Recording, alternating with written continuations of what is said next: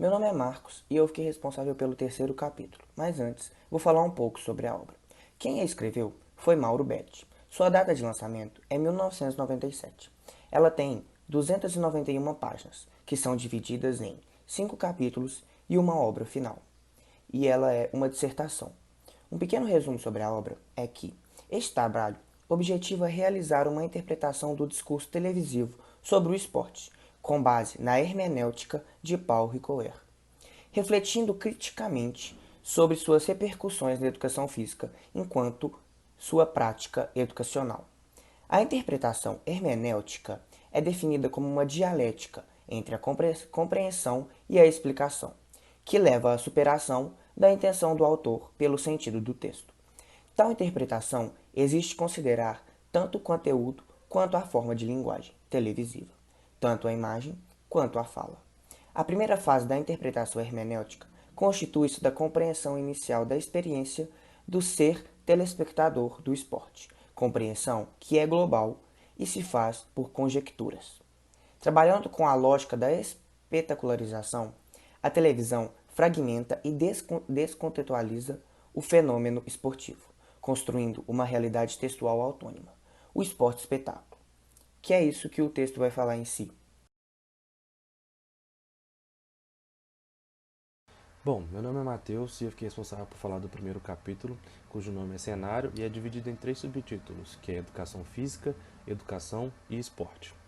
Então, o debate sobre o que é educação física ele ocorre desde muito tempo, e os diversos entendimentos atuais ele é dividido em duas matrizes, que seria a matriz da ciência, ciência autônoma, e a matriz pedagógica. A matriz da ciência autônoma, no caso, ela possui seu próprio objeto de estudo, que seria a motricidade humana, a ação motora e movimento humano, entre outros, né? E a matriz pedagógica, ela é uma das principais respostas à crise da década de 80, que questionou os fundamentos e o papel social da educação física e resulta na aplicação no seu próprio campo, ali mesmo, no seu próprio meio, né? E o autor, durante o capítulo, ele fala muito sobre as diferenças dessas duas matrizes. E uma das principais, assim, é que a matriz pedagógica, ela busca muito restringir o conceito de educação física, né, no interior das escolas, fazendo com que ela preocupa muito com o desaparecimento da educação física e ela restringe muito seu alcance conceitual, que é totalmente contrário da ciência, como ciência propriamente dita, né? Que busca ampliar os conceitos, ela busca ampliar os horizontes e buscar novas ideias para a educação física mesmo. E ele fala no subtítulo de educação que ele cita alguns autores e algumas ideias, visões que eles têm. Um deles é o Regis de Moraes, que diz: educar é uma ação plurivalente que se inscreve nas quatro vertentes do discurso humano: religioso, artístico, filosófico e científico. E também tem um outro autor que é citado, que se chama Antônio de Rezende. Ele diz: educação como aprendizagem da cultura, aprendizagem que é humana, humanizante e significa, que busca sentidos. Cultura, que é manifestação da existência social e histórica do homem, na sua mútua implicação como concreto. E no terceiro subtítulo, que é esporte, ele cita o Georges Belbenoit, desculpa, não sei falar o nome dele, mas ele é um pedagogo francês e ele tem algumas ideias muito boas assim em relação à educação física. E eu vou falar algumas delas aqui que eu separei. Que é: o esporte é um instrumento de cultura e de libertação do homem moderno na medida que desempenha a função biológica, filogenética, de preservação da saúde no sentido lato do termo, e a função sociocultural de comunicação, participação e expressão. E uma segunda ideia que ele passa é que o esporte é o fenômeno sociocultural mais importante da nossa época, e é tão urgente aprender a posicionar diante dele, quanto em relação aos meios de comunicação de massa. E mais uma das ideias que ele passa, que eu gostei muito particularmente, fala o seguinte: o esporte é atividade de cultura, na medida em que a noção formal de equilíbrio entre o corpo e o espírito é substituída pela convergência de todas as tentativas educativas, pois elas tendem para um objetivo único e põem em movimento a totalidade dos poderes humanos. E na medida em que consideramos a saúde psicossomática e o desenvolvimento mental inseparável da motricidade.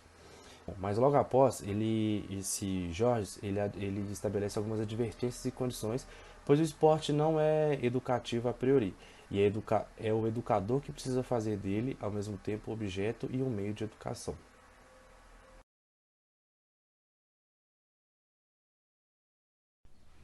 Meu nome é Mariana Oliveira e eu vou falar sobre o capítulo 2 do livro A Janela de Vidro, Esporte, Televisão e Educação Física, de Mauro Betti. Esse capítulo 2 se chama Argumento, e justamente pelo fato de que o autor traz a sua argumentação junto com opiniões de outros pensadores acerca da dicotomia do julgamento entre televisão e educação. E ele faz um recorte específico entre esporte e educação. Ao longo do capítulo, ele vai nos mostrar como que essas novas tecnologias eletrônicas de comunicação, como a televisão, computadores, celulares, elas vêm processando mudanças pertinentes e profundas nas nossas condições de vida. E também ele vai mostrar a questão filosófica acerca a questão filosófica intrínseca em relação à educação, em relação a essas tecnologias como a televisão, os celulares, em relação à educação, principalmente dentro desse momento contemporâneo. O pensamento fundamental nesse capítulo que ele traz é o pensamento de esporte como espetáculo. O que é isso? É a relação entre televisão e esporte. A televisão ela vem alterando significativamente a maneira como a gente percebe e pratica o esporte. A televisão passa a imagem do esporte como uma atração, como um evento, como um espetáculo a ser contemplado. E essa configuração se dá pelo fato da narrativa que a televisão emprega em cima das partidas de futebol, das partidas de vôlei, seja também das provas de atletismo, entre inúmeros outros esportes televisionados. Ou seja, a televisão ela traz uma nova sensação, uma nova emoção que atinge os telespectadores, de forma com que isso distorça o real significado da prática do esporte. Qual que é o resultado disso? O resultado disso a gente vem observando, que é como o esporte atingiu uma extrema posição de relevância econômica. A gente consegue ver isso pelos grandiosos eventos que acontecem esportivos, né? Olimpíadas, Copa do Mundo, Olimpíadas de Inverno, Pan-Americano, entre outros, e também pelos adereços esportivos que são de altíssimo valor aquisitivo, e como isso tudo é uma das consequências de como o esporte é tratado pela mídia. Agora a história, né? Como é que começou essa relação entre televisão e esporte? Do século XIX, ao longo do tempo, o esporte começou a se dotar mais da atenção da sociedade, pelas suas práticas de bem-estar à saúde, saúde dos trabalhadores, a questão também do militarismo, mas foi na década de 30, no século XX, que o esporte começou a tomar maiores proporções, pois quando foi iniciadas as primeiras transmissões de partidas de futebol pela televisão. E aí assim começou o legado da televisão em cima do significado, em detrimento do significado do esporte, né? E ela começou a pautar o significado de esporte em concepções rasas, de modo que notoriamente é visto como o esporte se transformou durante o século XX em relação às emoções que a televisão atinge, que ela nos faz sentir. Uma questão muito interessante também sobre como a televisão atingiu, atingiu outros aspectos foi a questão da torcida, porque você vê um jogo dentro de um estádio, o jogo é para o quê? 50 a 60 mil pessoas, mas com o início da transmissão das partidas, essa proporção de pessoas assistindo aumentou. Então fez criar essa emoção de torcida, de fanatismo, e então começou as torcidas organizadas e essa emoção de real fanatismo pelos times. Esporte e espetáculo, uma realidade textual autônoma. Uma consequência imediata das mudanças que a televisão impôs ao esporte é a fragmentação e a distorção do fenômeno esportivo. Ela fornece ao telespectador a ilusão de estar em contato perceptivo direto com a realidade.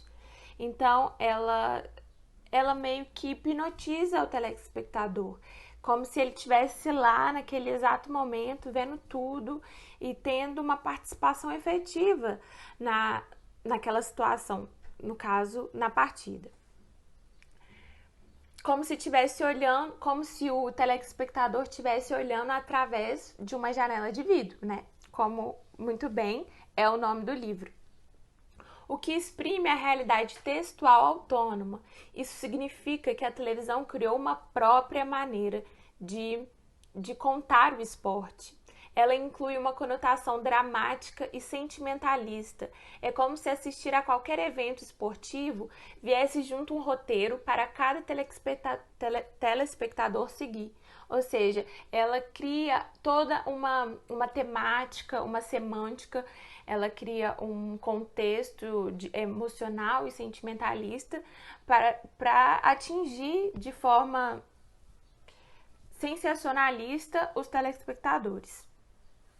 É uma linguagem própria, rica em imagens, com efeitos que despertam sensações que distanciam. É uma linguagem própria, rica em imagens, com efeitos que despertam sensações que distanciam o real sentido do que é o esporte. Chega uma parte no capítulo que começa a discussão em relação entre televisão e educação. A respeito do impacto da televisão na infância, Euraskin, Matila e Vasquez afirmam que a sociedade moderna do consumo nega espaços lúdicos às crianças e submetem-as a uma dinâmica de controle. É possível observar duas posições nesse trecho do capítulo. A posição de frente, que aponta o texto televisivo como o que rege a cultura de massa e distanciando qualquer função intelectual, como criatividade, senso crítico, reflexão, para a outra versão, que é a posição que apresenta o texto televisivo como uma realidade a ser criticada, tornando o telespectador um agente ativo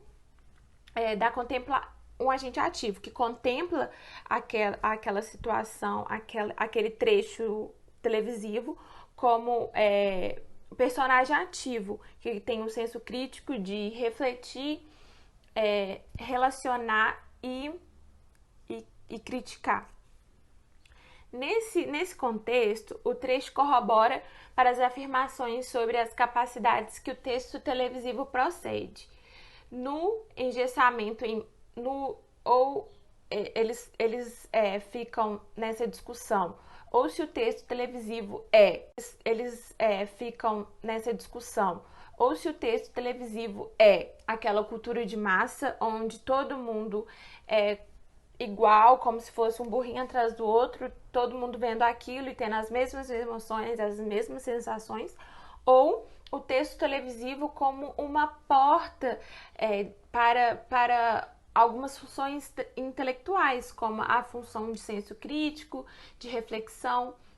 Então, eles ficam nessa discussão entre essas duas posições, e isso em detrimento da educação. Essa discussão tem apenas frente e verso, essa discussão tem apenas dois opostos. Humberto Eco foi o primeiro a apontar a inadequação dessa dicotomia. A discussão em torno de educação e televisão tem aí o seu fundo de origem. Humberto Eco apresenta não um outro lado, mas ele busca compreender as duas faces, principalmente tentando entender a cultura de massa, que ele prefere identificar como comunicação de massa, e também ele busca ter a visão mais ampla do entretenimento por trás do fenômeno textual televisivo. Ele destrincha sobre a forma como as coisas são comunicadas na TV, os seus sentimentos e significados, como eles são, se é de uma forma legítima, como que é essa expressão, o que ela causa. Ele apresenta o texto televisivo como uma outra alternativa de possibilidade de vivência cultural, levando a discussão para âmbitos psicológicos, sociológicos e antropológicos. Então, Humberto Eco ele chega para entrar no meio dessa divisão. Ele não quer criar dois opostos, mas ele quer, juntamente com essas duas observações acerca do texto televisivo, transformar e saber o que ela causa de fato nas pessoas, porque a televisão já é uma tecnologia, uma tecnologia que alcança de um número muito grande da população brasileira. Então ele quer estudar como que isso atinge as pessoas nos âmbitos psicológicos, sociológicos e antropológicos.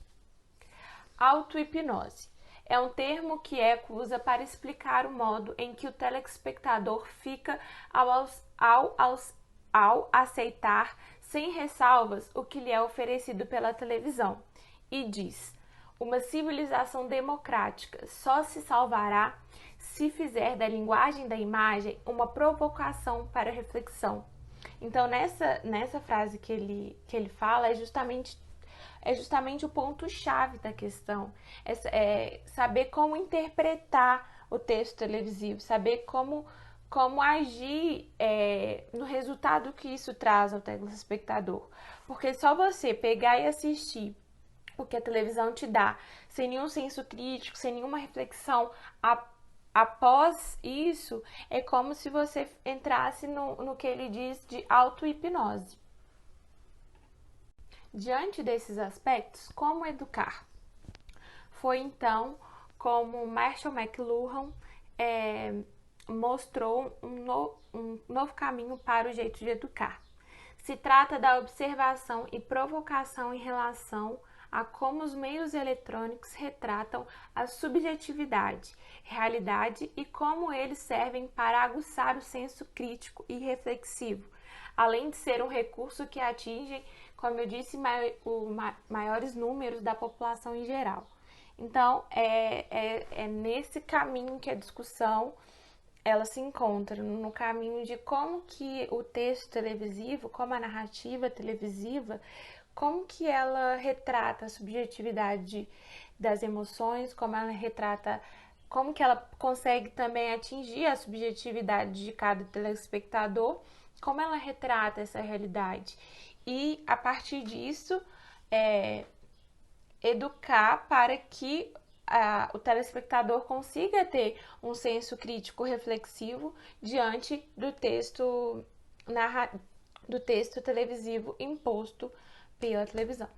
Imposto não, narrado ou dissertado ou televisionado. E então a educação ela se encontra numa categoria que se chama educar para o audiovisual. O homem audiovisual raciocina de maneira diferente? É necessário entender como é processado o texto televisivo na nossa mente. Ele é carregado de estruturas que são recebidas por todos os nossos sentidos. É uma mixagem. Ele é som, palavra e imagem. Ou seja, é recebido pela nossa visão e audição e pela capacidade de entendimento dessa conjunção. Então, o texto, a gente recebe o texto tanto pela nossa audição, pela nossa visão e pela nossa capacidade de fazer essa junção e transformar em um resultado, né? O texto televisivo tem a capacidade de mostrar apenas o que é visto intrinsecamente, porém é possível ler em suas entrelinhas, ou seja, ele te mostra aquela imagem, ele te mostra aquilo e ponto. Porém, com o senso crítico e a reflexão, você consegue ler as entrelinhas desse texto relativamente pronto. A linguagem dos jovens, a elaboração intelectual a partir do audiovisual. Então, para você educar a partir do audiovisual, né, nesse contexto contemporâneo, McLuhan então dividiu entre 4 fases para a criação de uma educação para o audiovisual. Então tá, as 4 fases são: primeira fase, choque visual, o impacto da imagem no telespectador. Segunda fase, emoção fundamental, a emoção básica que se tem de assistir a determinado assunto. Terceira fase, elaboração do sentido, capacidade que se tem da junção do que se lê, do que se vê e do que se ouve, com a aplicação de sentido. Quarta fase, distância reflexiva e crítica, recorte avaliativo ou reflexivo feito após analisar o que se assistiu.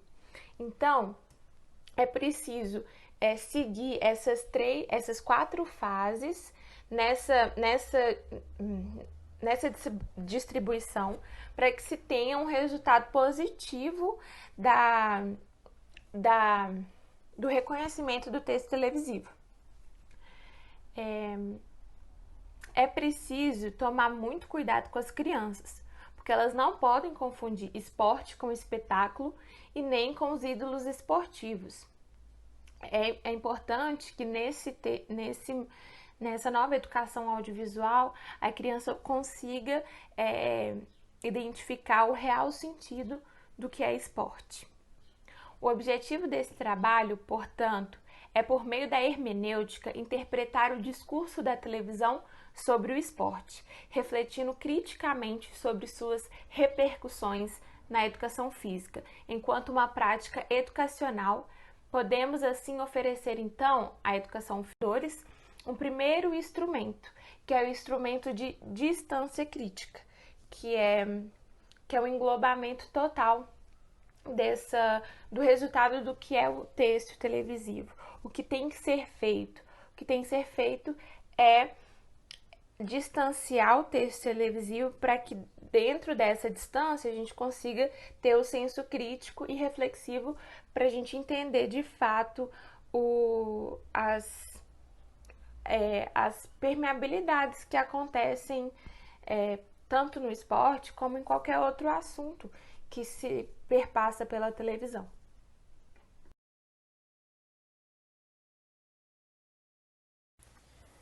No terceiro capítulo, que tem como título Direção, Beth traz os questionamentos em busca de argumentos que sustentam nossos entendimentos sobre o esporte na televisão.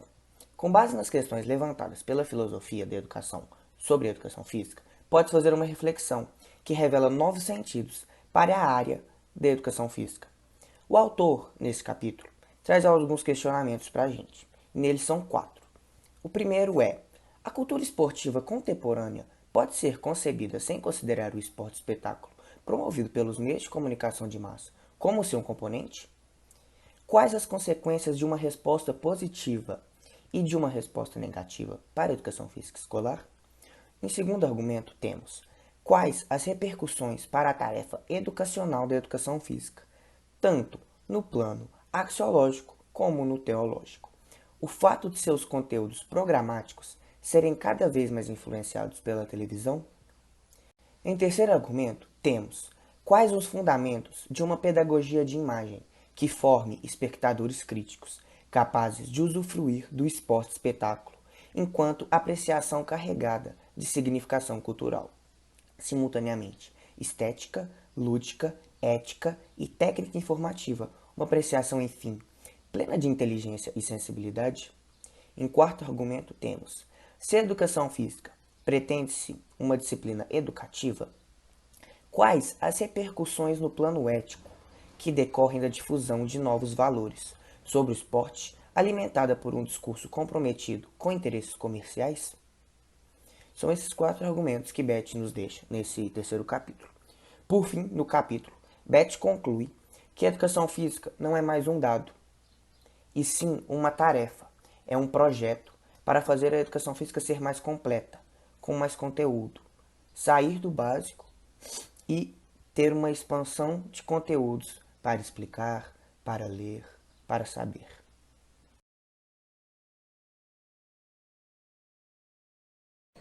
Bom dia, galera! Eu sou a Maria Cecília e eu fiquei responsável em falar um pouco a respeito do capítulo 4 da obra de Mauro Betti, que tem como título Esporte Incluso. O objetivo do autor nesse capítulo foi de fazer uma análise minuciosa a respeito da visão que é retratada e compartilhada do esporte pela televisão, pelas mídias. E para isso ele citou alguns acontecimentos, alguns fenômenos que estão presentes nesse meio de comunicação que são responsáveis em moldar essa imagem do esporte. O primeiro fenômeno apresentado pelo autor, ele denomina como a falação, que é meramente o ato de falar mesmo, e que ele coloca que é uma ação indispensável para a propagação do esporte dentro dessas mídias televisivas. O autor, ele coloca que esse ato de falar gera expectativa, polêmicas, rivalidades, promessas, críticas, comentários, previsões, explicações e justificativas. E são essas ações, são esses fenômenos adjuntos ao ato de falar que farão com que as pessoas, após os jogos, as competições, as lutas, queiram estar por dentro dos ocorridos ou então tenham o desejo, tenham a necessidade de fazer comentários ou de propagar os ocorridos após o término desses eventos esportivos. A segunda observação feita pelo autor já não é a respeito de um fenômeno, mas sim em como o esporte está presente no nosso cotidiano. Ele coloca a seguinte frase: o esporte está integrado ao cotidiano, faz parte da paisagem habitual. E mesmo que a gente não perceba, existem resquícios do esporte em grande parte das coisas em que nos é apresentada, como, por exemplo, dentro dos desenhos animados, dentro dos filmes, dentro das propagandas, dentro dos jornais, enfim, entre vários programas televisivos. E ele coloca assim também, o autor: a inserção do esporte no cotidiano mostra que ele é um conhecimento socialmente partilhado, ou seja, as pessoas, em um número significativo, possuem conhecimentos formados a respeito de alguns esportes. Ou seja, elas têm noção a respeito de algumas regras que estão presentes dentro do esporte, mesmo que elas não tenham consciência a respeito disso. O terceiro tópico apresentado pelo autor é o ao vivo. O Mauro apresenta que essa característica de evento, quando é transmitido ao vivo, carrega uma maior emoção por parte do telespectador e por parte do locutor. Porque ele disse que essa característica das pessoas não saberem, não terem pré-conhecimentos sobre o que vai acontecer dentro desses eventos esportivos, faça com que a todo momento essas pessoas tenham a sensação de expectativa e que o drama é construído junto do telespectador, do locutor. O desespero é a todo momento alimentado e os imprevistos, eles acontecem. Então, a todo momento, o que se achava que seria o desfecho dessa luta, desse jogo, ele muda a todo momento. O quarto fenômeno apresentado pelo autor é a nostalgia. E ele coloca que a importância desses momentos de nostalgia para o povo brasileiro é para que eles tenham, que eles relembrem vitórias que marcaram a sua história, as quais são responsáveis em aquecer o coraçãozinho dessas pessoas. Ou seja, eles vão relembrar, a partir desses momentos de nostalgia, a felicidade que estava impregnada naquele momento, naquela época. E ele coloca como exemplo essa frase da crônica de Nelson Rodrigues, que fala sobre a disputa entre o Brasil e a Inglaterra na Copa de 70, que é assim, ó. É então um pretexto, uma razão de autoestima, e cada vitória compensa o povo de velhas frustrações jamais cicatrizadas. No quinto tópico, o autor fala um pouco a respeito da adrenalina, e ele coloca que se ter uma câmera no momento de execução de uma aventura ou então de algum esporte é a combinação perfeita para essas pessoas que estão praticando essa atividade, para que elas após tenham gravado, tenham registrado o momento de emoção pelo qual elas passaram. O sexto tópico apresentado na obra do Mauro diz respeito ao esporte global, em que ele apresenta que o esporte ele é apresentado pela televisão de maneira que não enfrenta barreiras territoriais. Aí ele coloca uma citação como exemplo, ó. Na transmissão do basquetebol da NBA, a TV americana anuncia o horário do próximo jogo em Hong Kong e Buenos Aires. 90 países acompanharam ao vivo a luta de retorno do pugilista Mike Tyson após cumprir pena na cadeia. Gente, 90 países acompanharam ao vivo a luta. Imagina quantas pessoas estavam acompanhando essa luta ao vivo. A CNA, rede de televisão norte-americana, exibe imagens de briga de torcidas no Campeonato Paulista de Futebol, no Rio de Janeiro. A TV americana exibe imagens do campeonato que estava acontecendo aqui no Brasil, galera. Então, nesse tópico, o autor diz respeito a essa globalização que acontece do esporte em consequência da transmissão do mesmo pela mídia, pela televisão, por esses meios de comunicação. O sétimo e penúltimo tópico apresentado diz respeito ao anúncio publicitário, em que o autor coloca a seguinte frase: não são apenas tênis e bolas, o esporte pode vender tudo. E que ele exemplifica assim, que o esporte pode vender algum produto que vai ter finalidade dentro dessa modalidade esportiva, ou então ele pode ser usado como tema para vender algum produto que não tem nada a ver com a modalidade esportiva, porque esses anúncios publicitários, eles têm muito costume de associar a qualidade dos produtos com algumas características do esporte, como velocidade, tecnologia, força, recordes, energia e entre outros. Já o oitavo e último tópico, galera, diz respeito ao Veja de Novo. O autor apresenta que esse replay é muito importante para que algumas pessoas elas consigam ver de novo um momento que foi marcante para elas. Ou então, partindo de outro foco, um juiz, durante alguma partida, ele não teve a visão completa do que aconteceu durante o passe de bola, ou então se a bola foi dentro ou fora, ou então se foi uma falta realmente ou não. A partir desse replay ele vai conseguir ver realmente o que aconteceu e tomar uma atitude que faz jus ao acontecimento, né? Ou então também esse replay ele emprega um caráter histórico a algumas imagens. Ou seja, ele pode ser compreendido como uma transmissão de uma experiência humana.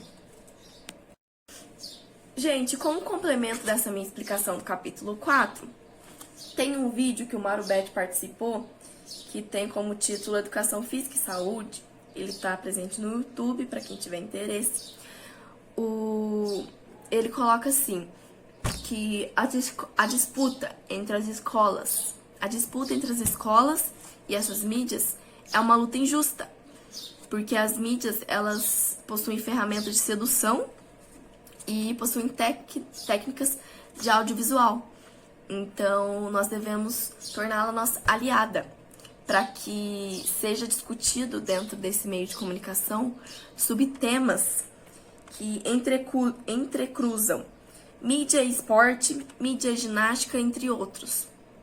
Porque assim as pessoas elas passarão a entender a visão e linguagem própria que a televisão tem sobre o esporte. E que essa visão, ela fragmenta e descontextualiza o esporte. Como, por exemplo, a mídia, ela só mostra os jogadores de futebol que são ricos. Eles não mostram os jogadores que ainda estão nos times de base ou que então passam por dificuldades econômicas. Assim como também quando ela apresenta um produto que tem como objetivo barriga tanquinho em 5 minutos. Ela não explica como que acontece o processo de emagrecimento do corpo, como que acontece esse processo de troca de gordura por massa magra. Então, a gente não pode tornar ela nossa inimiga. A gente tem que tornar ela nossa aliada para que temas sejam discutidos dentro dela que farão com que as pessoas tenham uma outra visão a respeito do esporte.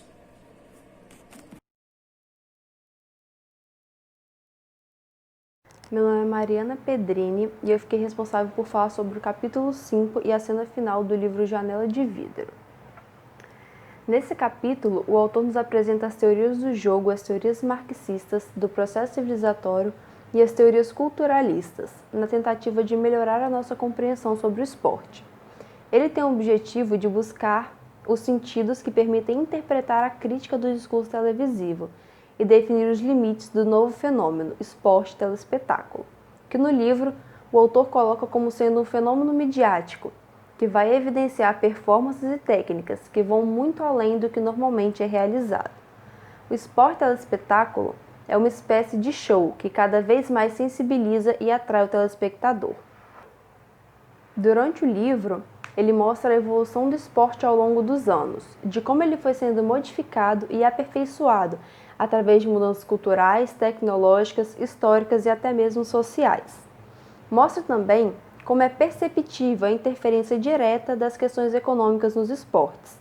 E para isso, ele dá como exemplo a alta comercialização do esporte no mundo capitalista, tanto por meio da venda e publicidade de materiais esportivos, quanto pelo mercado de jogadores, que estão sendo cada vez mais valorizados. Quando o autor apresenta as teorias marxistas, ele fala que a essência do esporte é a competição. Porém, logo em seguida, ele mostra que dentro do universo esportivo foi sendo construído o que nós chamamos de espírito esportivo, que seria a civilização dentro do esporte. É saber aproveitar a diversão da atividade e respeitar o adversário, independente da sua vitória ou derrota. E com o surgimento do espírito esportivo, o esporte se tornou uma manifestação controlada de impulsos e emoções. No livro, o autor utiliza a ideia do sociólogo Ottaviani de que a globalização seria a constituição de uma sociedade civil mundial para fazer um link de que a televisão, juntamente com a publicidade, entra para disseminar e popularizar os esportes pelo mundo. E a partir daí, a televisão deixa de ser um instrumento de percepção do mundo e se transforma em um método pedagógico que a educação física mobiliza para a intervenção da vida. Porém, o autor traz também uma problematização, porque a televisão utiliza o esporte como espetáculo, porque ela precisa apresentar ele como algo vendável, então acaba que muito da essência esportiva se perde, e o telespectador se torna consumista não do esporte em si, da sua prática, mas sim da sua reprodução. E no fim do capítulo, o autor conclui que nenhuma teoria que ele apresentou sobre o esporte dá conta de compreender a totalidade necessária que é para interpretar o esporte televisivo.